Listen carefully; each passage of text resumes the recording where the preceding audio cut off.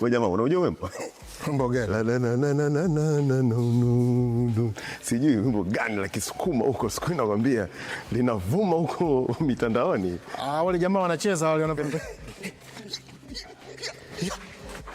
Na wajua wale.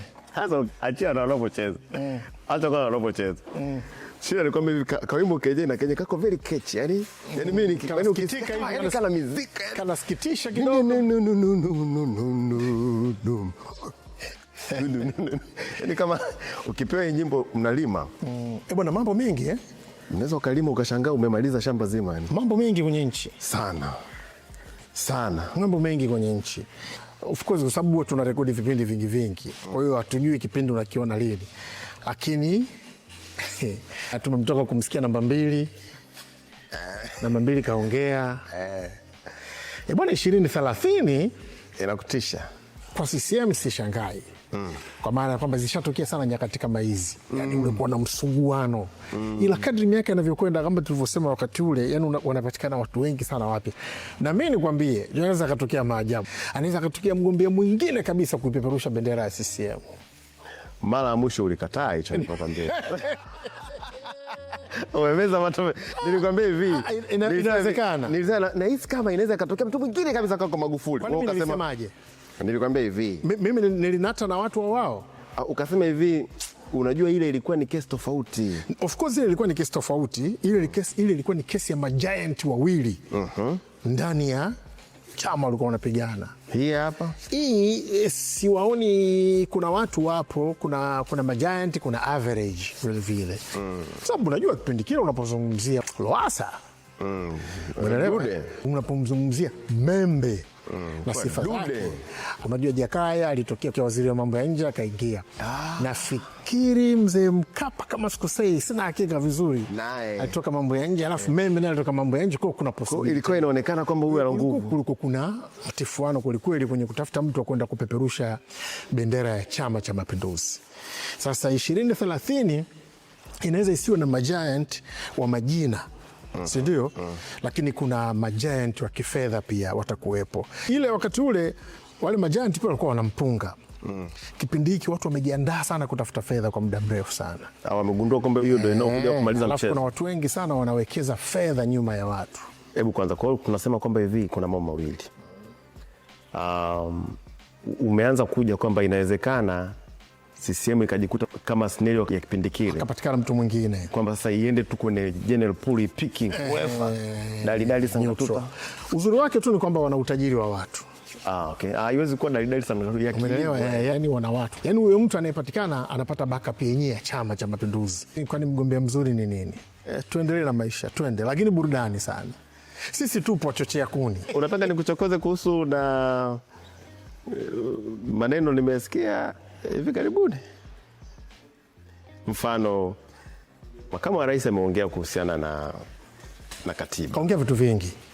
Vitu vingi. Ila kuna hilo lilijitokeza. Mfano kama hilo la katiba. Yes. Ni very genuine conversation. Yani iko hivi. Kwamba katiba.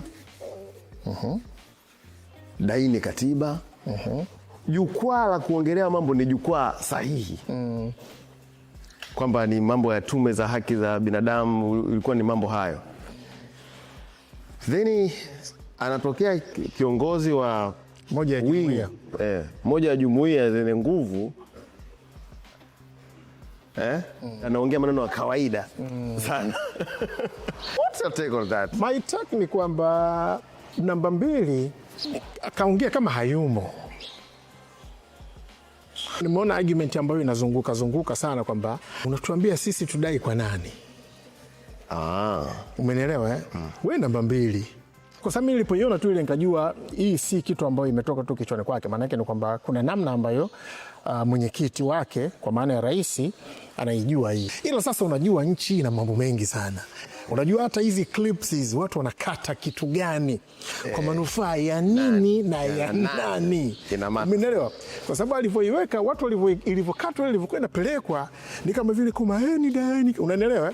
Lakini kumbe ukirudi nyuma kuna klipu inaonyesha kwamba hadithi aliyoisema kwamba kuna wakati alipata kuwapokea watu akiwa katibu mkuu wa chama, watu wanataka katiba.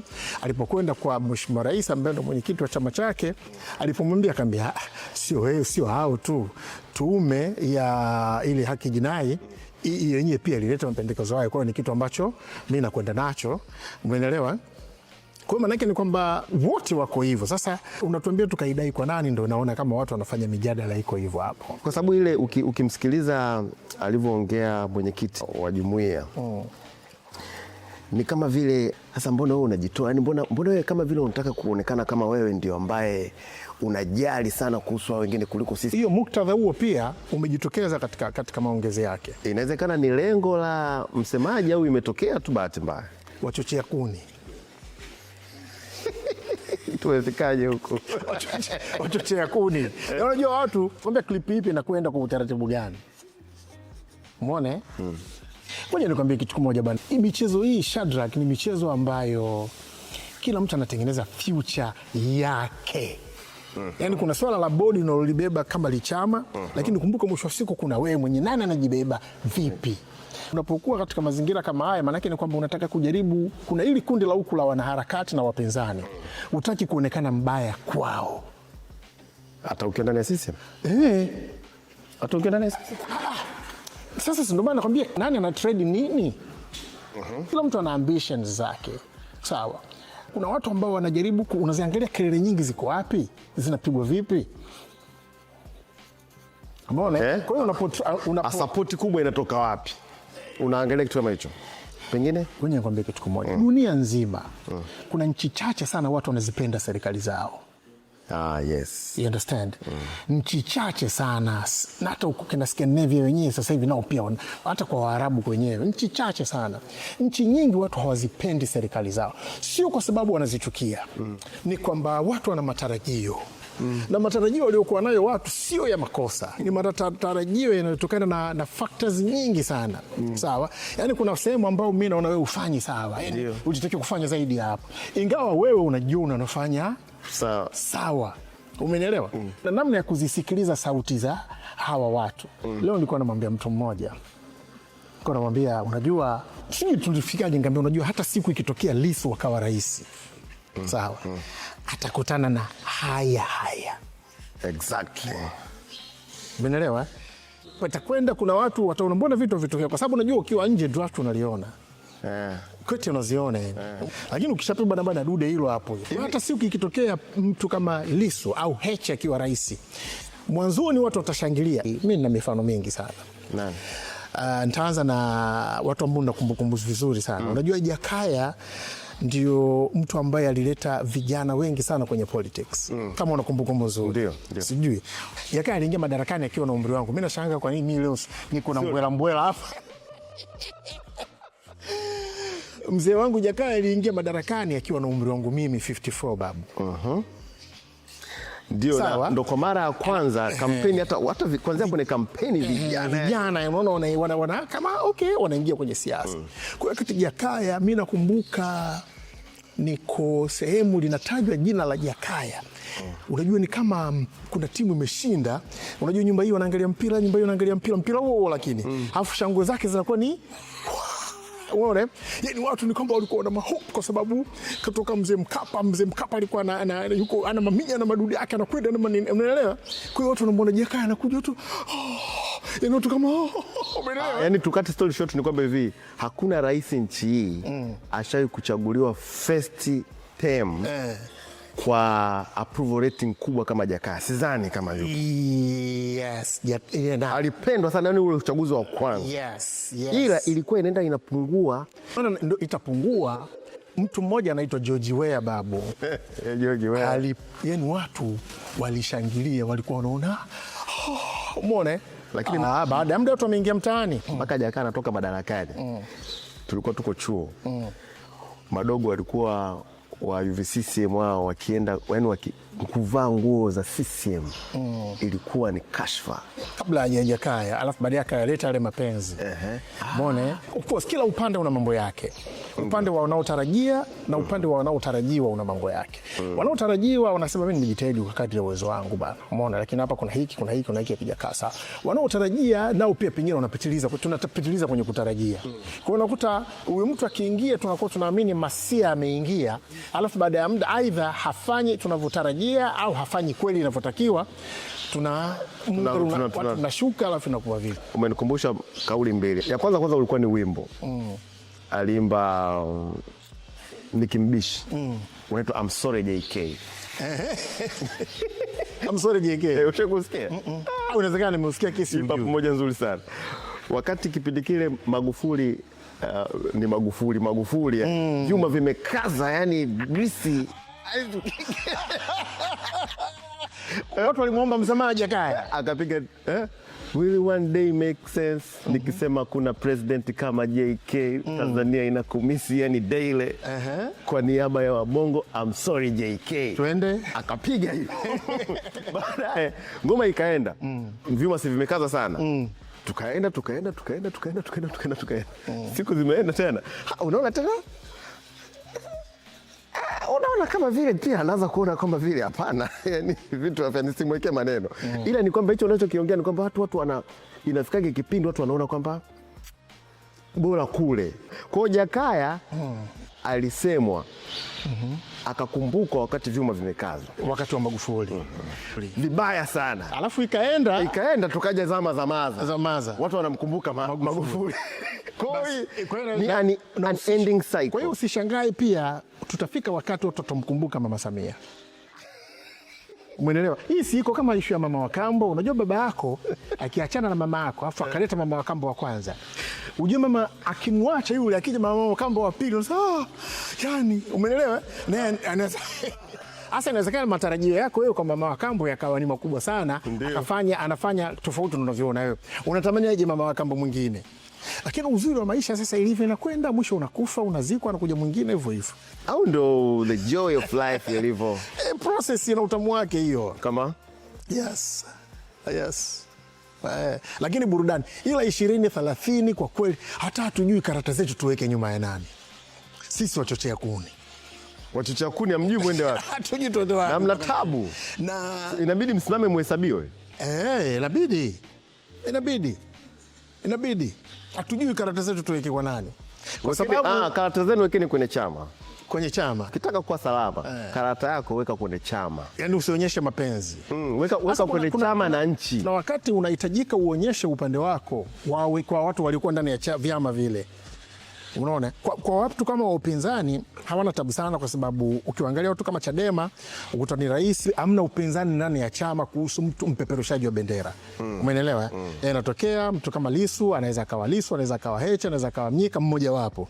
Lakini kwenye chama kama cha Mapinduzi ambacho kina watu wengi sana, ujue nani atatokea nini. Kwa hiyo matokeo yake ni kwamba haifahamiki nani atakuwa nani. Na mimi kabla hujaendelea mimi nimepata hii sasa upande mwingine wa shilingi. Mimi bado najua nimekuwepo kidogo duniani hapa. 54. Unajua mimi nimekuwa nikikwambia kwamba nimechora katuni miaka 5 ya mwisho ya Mzee Mwinyi. Alafu ndo nikaendelea huko. Miaka 5 ya mwisho ya Mzee Mwinyi. Alafu na ukaendelea mpaka leo. Ndio hii tunavyokwenda, namshukuru Mungu, alhamdulillah. Nimeshuhudia kila zama ina wanufaika wake. Yes. Yaani nimeshuhudia watu waliokula kuku wakati wa Mzee Mwinyi. Achana na ile wananchi kwa ujumla kula kuku kwa maana ya kwamba kutokana na matunda ya matendo yanayofanywa, lakini katika maisha yoyote, hata leo unapoona hapa wale wa milkshake hata kwa Trump na hapo unafikiri ni mawaziri yaani unaweza kukuta hawana hata vyeo, ila wanufaika wapambe watu fulani ambao yani chini kwa chini, yani kuna vitu vinawaendea namna hiyo. Kwa hiyo nimeshuhudia watu wa kila good time kwenye nyakati, na mara nyingi watu wao huwa hawaingii kwenye regimes nyingine. Watu wachache sana ambao wenyewe wako very smart underground huko, wanahakikisha kwamba, mfano kwa upande wa Chama cha Mapinduzi anapomtafuta mtu wa kupeperusha bendera, hawa watu wakae nyuma ya nani ndio inakuwa ni issue. Walishawahi kunufaika. Ni inawezekana kwa mfano sasa hivi ni wanufaika na wanajuaga kwamba matobo huwa hili window huwa linakuaga kama dirisha la usajili kwenye utajiri lina muda wake wa mwisho wa kufungwa na lina muda wa kufungwa na historically walishawahi kufanya hivyo na ikatusua. Kwa wanakuwa makini sana, wanakuwa makini sana. Na katika kuwashuhudia watu ambao wamekuwa kunufaika kwenye hizi regimes, nimewaona watu ambao walishashika mpaka B kadhaa, alafu zilipokuja regimes nyingine wakawa sentano hawana. Yes. Umeona? Umeona? Nimewaona na wajua.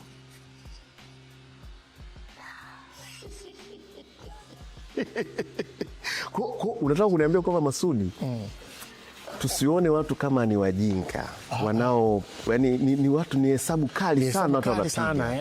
Yani hapa nakuwa yani watu wanapiga mahesabu ya maisha. Sota benchi kwa miaka 10 kuanzia mwaka 2030.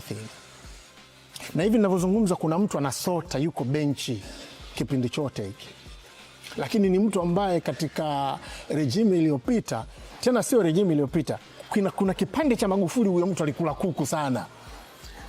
Mabadiliko fulani. Katika mabadiliko huyo mtu akawa nje ya mfumo. Ila the whole thing about haya mambo mimi siyapendi mambo. Yaani siyapendi hapa. Inabidi uyapende tu. Yaani siyapendi kwa sababu gani? Yaani yapo kila sehemu duniani. Yapo kila sehemu duniani. Yaani kuna watu pale kwa Trump pale wanapita wanapitiamo. Kuna watu sera zinawanufaisha, kuna vitu vinabadilishwa kwa niaba ya nchi, lakini kimsingi ni kwamba kuna watu wachache sana wanatengenezea mazingira ya kunufaika. Mimi najua kwa kufuatilia biashara na nini, ni kama vile kila regime huwa inaibuaga group lake la mabilionea, na sio kwamba wamefanya kitu kibaya, hata sio kwamba labda pengine wamepita njia za kona, lakini ni kama vile ukitrace hizi regime, kila regime kuna jina fulani top liliibuka pale likapanda. Sasa msaada mzuri ni regime hii tu, sioni mtu mmoja mmoja, naona watu wengi au naona kama watu wa madini wanatusumbua sana regime hii. Hii regime ina maana wamenufaika. Hii regime imeinuka na ni group of, yani kwa kama watu wa madini. Hizi vurugu za watu wa madini ni nzuri kuliko kumnyanyua mtu mmoja mmoja. Kwa sababu grupu la watu wa madini, amini usiamini, pembeni yake kuna mnyororo mkubwa sana wameutengeneza. Ambao unaifurahia hii zaidi? Hii nzuri zaidi. Yani kwa maana kwa sababu unazungumzia magrupu ya kisekta. Ndio, hii ya kisekta ni nzuri kuliko kumpandisha Yusufu au Sele au Masudi peke yake. Kupandisha watu kisekta ni nzuri kwa sababu kwenye zile sekta zile wanufaika watakuwa wengi sana. Sijui wafanya nini, wanaofanya nini, wanufaika wanakuwa wengi sana. Ila mimi sikubaliani na unapowakuza watu alafu ukawaua watu wengine wa nyuma. Yes. Umeelewa? Yes. Kwa sababu kumbuka kwenye kila mazingira ya watu kupata fedha, hata huyo mtu mmoja ambaye mimi nasema bora kisekta kuliko mtu mmoja, bado pia mtu mmoja akinufaika kuna watu watanufaika. Yes. Aibuke yule bila kumkandamiza humo. So ile yani watu ambao walipandishwa na Jakaya. Magufuli pandisha wako lakini usiwashushe wa Jakaya. Unless kama kweli kuna jinai ya waziwazi. Umeelewa? Lakini pasiwe na hasira tu za chuki. Mlipata? Kuna theory na sawa jina lake, lakini ni kama vile inasema kwamba ni Pareto, si kwamba resources ni chache. Kwa hiyo wote hatutoshi. Yes. Kwa hiyo sometimes ili umuinue Sele inabidi umshushe Yusufu. Labda ndio maana wanafanya hivyo. Hapana, kwa sababu wewe tulipokuinua ulifanya nini? Kwa sababu sisi tulikupa nafasi ya kuchungulia. Tafuta mazingira ya kuendelea kuangalia huko ili tunufaike. Kuna mtu mmoja yani wewe mimi ngoja mimi nimekuwa president afu mwanangu nimekutengenezea mazingira B5 10 15 unazo. Sawa. Jijenge, jitengeneze. Kwa sababu yeye anakuja kukushushaje? Tayari umeshajijenga. Unless ndio maana nakwambia unless kama kuna jinai. Lakini rais is the most powerful. Ndio nakwambia yani kama yani as long as mali zako ziko hapa ndani. Kama kuna ndio nakwambia hivi kama kuna jinai. Kama hakuna jinai, hata nikikunyang'anya tenda tayari una 10, 20, 40 billion. Si ndio? Ina maana una uwezo kufanya mambo mengine. Nimezipeleka kwa sababu nikikunyang'anya tenda maana yake nampa mtu mwingine akanufaiki. Wewe si ushanyonya. Wewe endelea kusonga. Yes. In fact kuna mtu ananiambia kwamba ni wale watu ambao wanaipinga China kwamba vile inavyojifanya kwamba yenyewe ni inafuatilia sana mambo ya corruption na nini. Mchambuzi mmoja wa mambo ya kimataifa akasema kwamba hivi in fact rushwa iliyoko China ni rushwa kubwa pengine kuliko nchi zote duniani. Ile yenyewe iko systematic. Kwamba wale viongozi wale ni maneno tu mtaani. Wale viongozi wa kile chama kile kwanza wote ni mabilionea. Na sometime unaweza kukutana, kwa mfano umekutana labda let's say kampuni kubwa ya engineering ambayo inasumbua huko. Unaweza kutoka kumbe ile kampuni ile bwana hata la top mmoja kule. Kwa hiyo wametengeneza mazingira kwamba wale wanachama wananufaishana vizuri sana. Na wanazipiga kweli kweli. Ila sasa wanazipiga kiuendelevu na kwenye katika namna ambayo sio ya kuficha kama nchi za Kiafrika zinavyofanya. Fisadi anapiga hapa mpigo alafu anapeleka Switzerland. Anapeleka Cayman. Hatunufaiki nayo ile. Kwa sisi hiyo kuna hiyo rupo. Hatunufaiki nayo. Yaani kama vile Wachina wananufaika na rushwa zao. Hapo sawa. Kwa akija huyu akijanywa na anakaa miaka 10. Let's say miaka Xi Jinping alikuwa anataka miaka yote hata 15 ngapi. Kwa kuna kundi kubwa pale la watu linanyanyuka linasepa. Lile kundi likinyanyuka likisepa akija mwingine ndiye anakuja kunyanyua kundi jingine afu yanakuwa matop. Yameshamaliza fursa za China zote mle ndani. Yanaanza sasa kushambulia vinchi vingine huko. Beta kama tungefanya hivyo. Kinachokuja kuharibu hapa, mkiiba mnaficha. Ukinyanyuliwa hapa Sudi, ukishanyanyuka unaficha Cayman sio huko Switzerland. Kwa hiyo mwisho wa siku supply huku ndani hamna kitu. Hamna. Haitonufaishi. Neno lako la mwisho? Mimi neno nalipata. Unajua bwana, juzi nimekaa nimewawaza sana viongozi ambao tena especially vijana. Umeelewa? Unajua ukipewa nafasi za uongozi katika umri mdogo ni mtihani mkubwa sana. Ni mtihani kwa sababu katika hali ya kawaida watu ambao leo kwa mfano wanakuwa na bi mkubwa sawa, akija mtu mwingine katika hali ya kawaida obviously atakuja na timu yake. Ndio. Umeelewa? Anataka kuja na timu yake, wachezaji wake na kadhalika. Huku kuna uwezekano mkubwa sana wachezaji waliokuwa wanacheza na mama akawaweka pembeni. Yes. Umeelewa? Yes. Sasa mtu anapata uongozi, rafiki yangu anapata nafasi, anakuwa waziri akiwa na miaka 35, 32. Umeelewa? Akitoka tena kwa mfano kwa hao mawaziri ndio balaa zaidi. Kwa sababu gani? Wao si swala la kuachwa na rais, ni swala la bungeni kule katika majimbo yao, jimboni. Ukikataliwa, umeelewa bana? Kwa sababu nawafahamu mawaziri ambao walikuwa ni mawaziri wakati wa Mzee Jakaya, hawatajiki na hakuna dalili ya wao kurudi tena. Umeelewa? Hali zao zikoje? Kuna watu walikuwa ni ma-DC, ma-RC. Unasema wakiwa vijana inakuwa na hatari kubwa. Kwa sababu unajua ukiwa mzee, ukiwa mkubwa, unapoondokea pale una kitu unajifanya mimi sipendi mambo ya starehe. Kumbe huna kitu. Lakini kwa watu yani alafu na hamu zinapungua. Unajua ukiwa mzee hamu nyingi zinapungua, kwa hiyo matumizi na kila kitu. Lakini unapokuwa kijana, kwa sababu inabidi bado tukuone mezani. Swali Masudi. Unahisi hiyo inachangia vijana wa hiki chama wengi kutokuwa na misimamo mikali kwa walioko juu? Kwa sasa sitabidi tu wasimame. Vijana wa hichi chama tumekijadili CCM, wengi wanasema huko kwamba sio watu wa kunyoka kwenye mambo kadha kadha ambayo ya maslahi ya nchi. Je, inatokana na kwamba pengine sasa inabidi kwa sababu si wanalinda kesho zao zaidi? Nadhani ni sababu hii. Sioni hilo sana, kwa sababu hakuna sehemu yoyote ambayo mimi nimekupa favor alafu ukawa straight kunigeuka. Unanipata? Trump anawalipua watu kila siku kwa sababu ya hiyo. Ila mimi ninachokiona, athari ninayoiona kwenye hii ya viongozi wanakuwa vijana, alafu anaona mfano wa mwenzake ambaye alikuwa waziri au alikuwa DC au alikuwa RC akatoka, alafu yuko mtaani. Na waona watu ambao wengi wanajikuta wanalazimika kuwa wanafiki, kuhomola. Ngoma nini?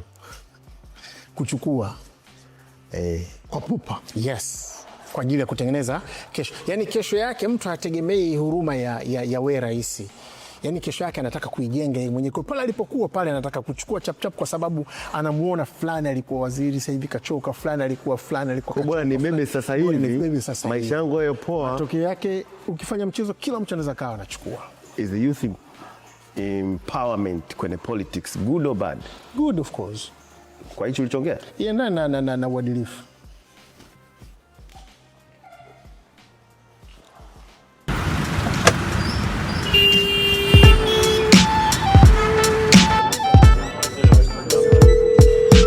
I am Choco Freshie.